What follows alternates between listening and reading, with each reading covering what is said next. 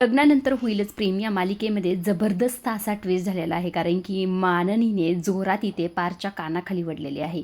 नेमकं हे सगळं का झालं आणि कशामुळे झालं आणि कुणामुळे झालं, ह्या सर्व गोष्टी आजच्या व्हिडिओमध्ये आपण पाहणार आहोत. आता सुरुवातीला आपण पाहत असतो की नंदिनी जरा टेन्शनमध्ये असते. जीवा म्हणत असतो, काय झालं नेमकं, कशाचा विचार करतेस? त्यावर नंदिनी म्हणत असते, मी आर्याचा विचार करते. बघितलं ना ही कशी मुलगी आहे, काय जेवते, कुठलं जेवते, काहीही माहीत नाही. या सर्व गोष्टीमुळे खरं तर तिला ॲसिडिटी होणार का नाही?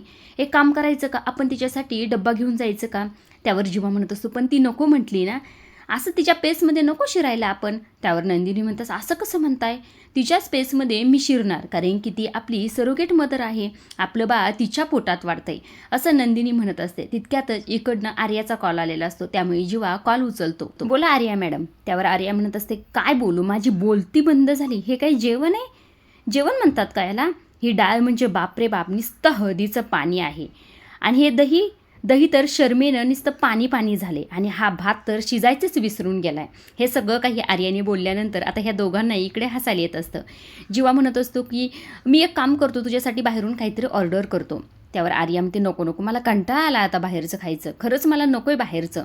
त्यावर इकडनं नंदिनी म्हणत असते, अरे एक काम करते का, आम्ही तुझ्यासाठी काहीतरी बनवून घेऊन येतो, जरा वेळ दे आम्हाला. आता नंदिनीने असं म्हटल्यानंतर आर्या तर फार खुश होते. आर्याला तर तेच पाहिजे असतं. आर्या लगेच म्हणते, खरंच का, पण ना मला एक सर्जरी आहे, 50 मिनिटात मी वापस येते आणि नंतर तुम्हाला कॉल करते, असं म्हणून फोन ठेवते आणि गडबडीत निघून. तेव्हा म्हणत असतो, हे सगळं कसं होणार आहे, तू कशाला असं म्हटलीस? त्यावर नंदिनी म्हणते, अहो तुम्ही नका टेन्शन घेऊ, 30 मिनिटं स्वयंपाक करायला आणि 20 मिनिटं घेऊन जायला, काळजी करू नका, चला बाळाचे बाबा आता तयारीला लागा, असं म्हणून दोघे गडबडीत किचनमध्ये निघून जातात.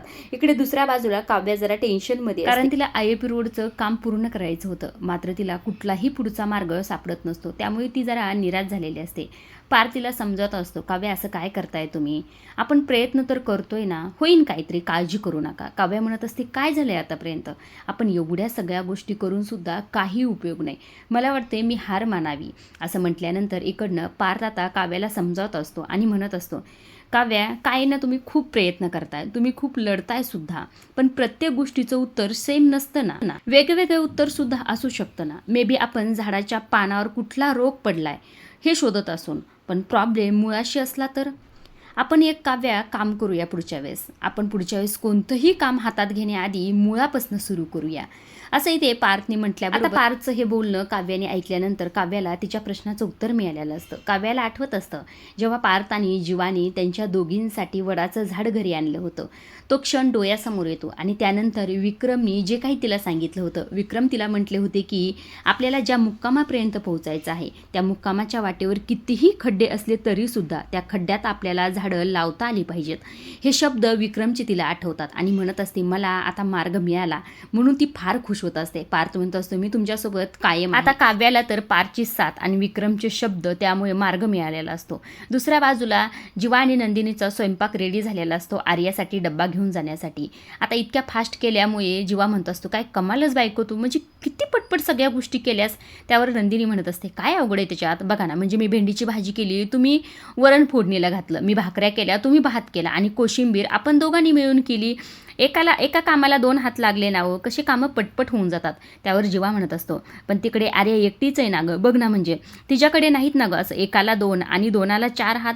त्यावर नंदिनी म्हणत असते, आपण आहोत ना तिच्यासाठी, आपण कायम तिच्यासोबत राहूत, असं इथे नंदिनी म्हणत असते. आता दोघीही डब्बा भरत असतात. इकडे मात्र यांचा व्हिडिओ काढलेला असतो, तो म्हणजे वसूने.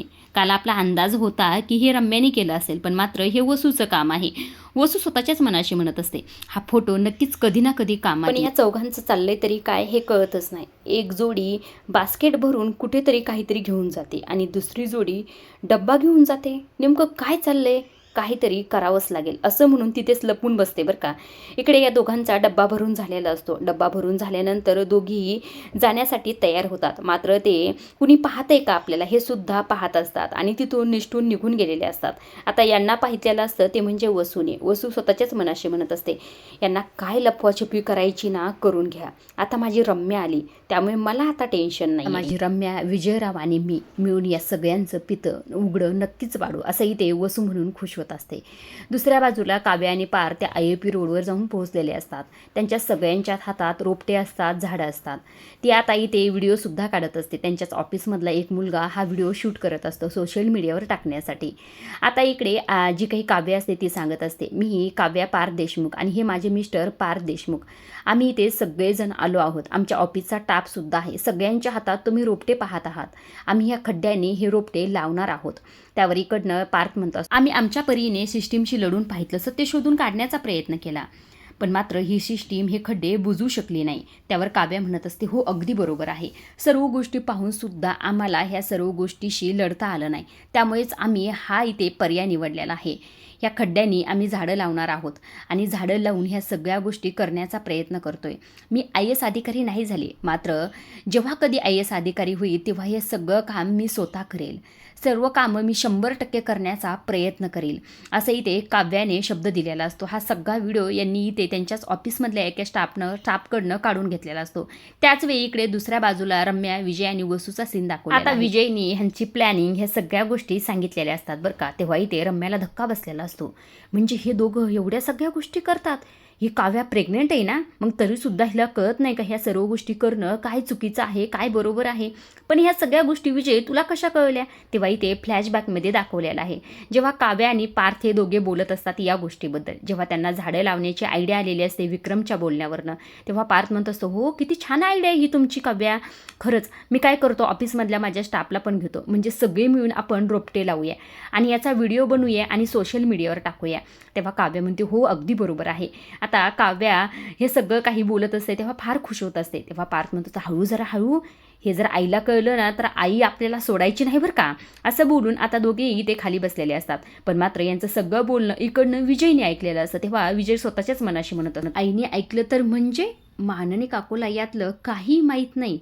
माननी देशमुख, आता मी हे सगळं तुम्हाला कसं सांगतोय हे बघाच. आता मी साधं पॉकेट लपवलं होतं तर मला काय काय ऐकवलं तुम्ही. आता तुमच्या मुलाने तर खजिना लपून ठेवला आहे. आता हे सत्य तर समोर यायलाच हवं, असंही ते विजय स्वतःच्याच मनाशी म्हणत असतो.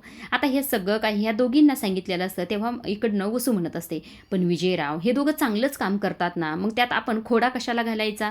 म्हणजे तुमच्या दोघांचं असं म्हणणं आहे का, त्यांनी जे झाडं लावले ती जाऊन मी उपटायची, हे सर्व गोष्टी करायच्या सांगताय का मला. त्यावर इकडनं रम्या म्हणत असते, अगं आई असं काय करते. हे बघा आई, आपल्याकडं बिर्याणीचं सगळं सामान असताना आपण खिचडीच्या रेसिपीवर डिस्कस नसतं का करायचं. त्यावर वसू म्हणते, अगं काय चाललंय तुमचं, मला समजेल असं काहीतरी बोला की, काय तुमच्या डोक्यात काय शिस्त आहे. त्यावर रम्या म्हणत असते, राडा करायचा आहे बरं का आता. विजय म्हणत असतो, धुरा झालाच पाहिजे. म्हणजे काय करायचं तुम्हाला नेमकं. त्यावर इथे रम्या म्हणत असते, म्हणजे हे बघ, आता झाडं लावायची म्हटल्यानंतर त्यांना मातीची गरज तर पडणार आणि आपण त्यांच्या प्रयत्नाची माती करून टाकायची, असं म्हणून तिघेही जोरजोरात हसायला सुरुवात करतात. इकडे दुसऱ्या बाजूला जी काही काव्या असते त्याचबरोबर पार्थ असतो आणि त्यांचा बाकीचा जो काही ऑफिसचा स्टाफ असतो, सगळेच मिळून त्या खड्ड्यामध्ये झाडं लावण्याचं काम करत असतात. आता त्यांच्या पूर्ण खड्ड्यामध्ये झाडं लावणं झालेले असतात. काव्या इथे हात धुत असते, पण मात्र समोर पाहते तर काय, सर्व मीडियावाले आलेले असतात. त्यांना पाहून काव्या म्हणत असते, पार्थ यांना तुम्ही बोलवलं का. त्यावर पार्थ म्हणतो, मी कशाला बोलू, पण आपण सोशल मीडियावर आणखी व्हिडिओसुद्धा टाकला नाही, मग यांना कसं कळलं. असं म्हणता क्षणी सगळेच मीडियावाले त्यांना घेरून उभा राहिलेले असतात. एकामागे एक प्रश्न विचारत असतात. तेव्हा त्यातलाच एक मीडियावाला प्रश्न विचारत असतो, ही आयडिया नेमकं कुणाची होती. त्यावर इथे काव्या म्हणत असते, खरं तर ही आयडिया माझ्या सासरेबुवांनी मला एके दिवशी सांगितलं की जेव्हा आपल्यासमोर संकटाचा डोंगर उभा असेल तेव्हा खरं तर त्यात रडत बसण्यापेक्षा त्यातनं मार्ग काढायला शिकलं पाहिजे. आपल्या रस्त्यावर जर खड्डे असतील तर त्यात झाडं लावायला शिकलं पाहिजे. ह्या त्यांच्याच बोलण्यावरून मला ही आयडिया आली आणि मी हे सर्व काही काम केलं. त्यावर पार्थ म्हणत असतो, आयडिया त्यांची आहे, मात्र ध्यास आणि प्रयत्न फक्त काव्यांचे आहेत. असं म्हटल्यानंतर आता इकडे तो मीडियावाला म्हणत असतो, तुम्ही कोण आहात. त्यावर इथे पार्थ म्हणतो, मी काव्या पार्थ देशमुख आहेत का, त्यांच्यामधला पार्थ आहे. त्यावर इकडं काव्या म्हणत असते, यांचा पूर्ण सपोर्ट आहे मला, त्यामुळे ह्या सर्व गोष्टी मी करू शकली. त्यावर त्यातला एकच मीडियावाला म्हणत असतो की म्हणजे तुमच्या कुटुंबाची ही तेवढीच तुम्हाला साथ असेल. असं म्हटल्यानंतर आता काव्या जरा शांत होती.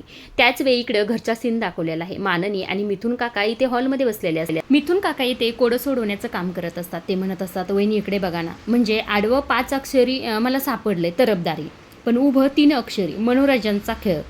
तिथे काय असेल मला कळतच नाही, सांगा बरं वहिनी.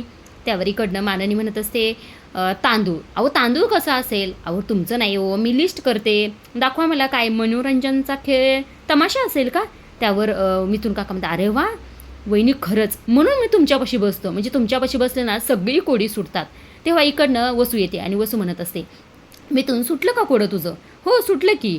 पण काय रे, मला कोडं पडलेलं अजिबातच सुटत नाही.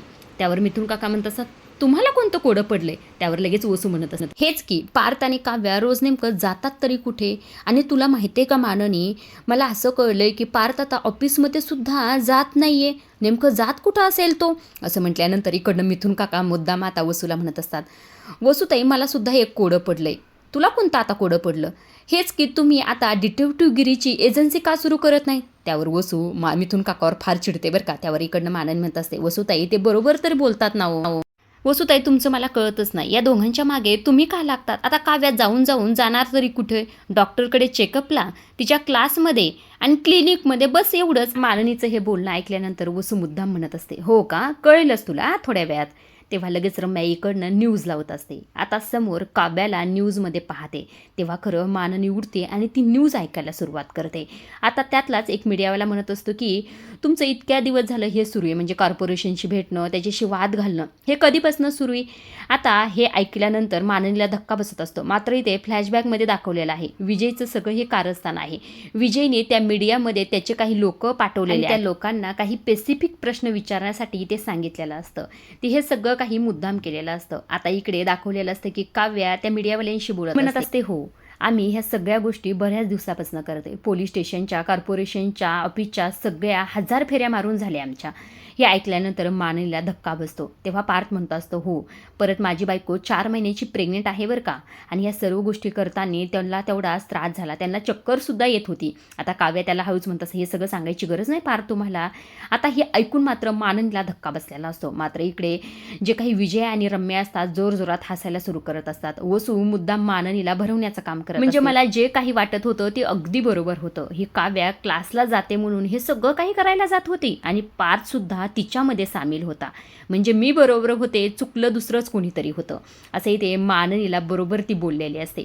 आता माननीला ह्या सर्व गोष्टीचा फार राग येत असतो बरं का. मात्र इकडे विजय आणि त्याचबरोबर जी काही रम्या असते ती हसण्याचं काम करत असतात. माननीचा पारा चढलेला असतो. माननी लगेच रागातच जाते आणि ते पार्थला कॉल करते. आता माननीचा कॉल आल्यामुळे पार्थ जरा मीडियापासून साईडला जातो. मात्र लाईव्ह टीव्हीवर दिसत असतो. माननी विचारते, पार्थ कुठेस तू? त्यावर पार्थ म्हणत असतो, अगं आई मी काव्याला घेऊन हॉस्पिटलमध्ये चाललोय, येतोच थोड्या वेळात, ठेवू का आता? असं म्हणून घाईतच फोन ठेवून देतो. मात्र ह्या सर्व गोष्टीचा माननीला फार त्रास होत असतो बरं का. सगळं सत्य तिच्यासमोर आलेलं असतं. इकडे विजय, वसू आणि रम्या ह्या सर्व गोष्टीची मजा घेत असतात. त्यांचा प्लॅन सक्सेस झालेला असतो. मात्र इथे वसू आणखीही आगीत तेल ओतण्याचं काम करत असते. ती हळूच तिच्या माननीच्या मागे येते आणि म्हणत असते, काय गं माननी, तुझ्या सुना लेकंसुद्धा तुझ्याशी खोटं बोलायला लागलीत. ही काव्या तुझी लाडकी कलेक्टर झाली सुद्धा नाही, आणखी कलेक्टर झाल्यावर काय काय करेल? वसूने, विजयने आणि रम्याने त्यांचं काम केलेलं असतं. आता माननीचा पारा चढलेला असतो. आता माननी नेमकं काय करते हे पाहण्यासारखंच आहे. आजच्या पुरतं एवढंच. पुढील भागात आपण पाहत असतो की आता काव्या पार्थ मीडियावाल्यांशी बोलत असतात. तेव्हा खरं तर इथे त्या कलेक्टर मॅडम आलेल्या असतात. त्या आल्याबरोबर म्हणत असतात, तुम्ही तर कलेक्टर झाल्यासारखं वागताय, आणखी झालासुद्धा नाही, सगळे कामं तुम्हालाच करायची आहेत का? असं त्या म्हटल्यानंतर आता काव्याला फार वाईट वाटतं ह्या सगळ्या गोष्टीचं. दुसऱ्या बाजूला आपण पाहत असतो की जीवानंदिनी आर्यासाठी डब्बा घेऊन गेलेले असतात. खातानी खरं तरी ते आर्याला जरा ठसका लागतो. आर्याला त्रासात पाहून जीवा तिच्याकडे जात असतो आणि तिच्या पाठीवरनं हात फिरवत असतो आणि तिला शांत हो म्हणत असतो. आता आर्याचा ठसका तर थांबलेला असतो, मात्र आणखी सुद्धा जीवाचा हात तिच्या पाठीवर असतो. हे सगळं काही इकडनं नंदिनी पाहत असते. नंदिनीला ही गोष्ट खटकलेली असते. नंदिनी म्हणत असते, तिचा ठसका थांबलाय आता. तेव्हा जीवा पडदिशीन तिच्या पाठीवरचा हात काढून घेतो. आता ह्या सर्व गोष्टी कशा प्रकारे होतात? आता नंदिनीला ह्या सर्व गोष्टी खटकतात. त्यामुळे आता सुरुवात आहे. पुढे नेमकं आणखी काय काय होते आणि कशा प्रकारे होतं हे पाहण्यासारखंच आहे. दुसऱ्या बाजूला काव्या आणि पार्थ घरी आलेले, पाठोपाठ जीवा नंदिनी सुद्धा आलेले असतात. आता माननी नेमकं काय करेल याची वाट इकडे वसू, रम्या आणि विजय पाहत असतात. आता पार्थ आणि काव्या हॉलमध्ये येता क्षणी माननी त्यांच्या समोर जाते. काही न प्रश्न विचारता डायरेक्ट इथे पार्थच्या अक्षरशः कानाखाली उडत असते. पार्थला तर कळत नसतं नेमकं हे झालंय काय. पार्थ तर गालावर हात देऊनच उभा असतो. आता ह्या सर्व गोष्टी कशा प्रकारे होतात हे उद्याच्या भागात आपल्याला पाहायला मिळतीलच. आजच्या पुरतं एवढंच. अशा डेली मालिकेच्या अपडेट प्रोमो जर जाणून घ्यायचे असतील तर आपल्या चॅनलला जरूर सबस्क्राईब. आणि आजचा एपिसोड तुम्हाला कसा वाटला हे कमेंट करून सांगायला विसरू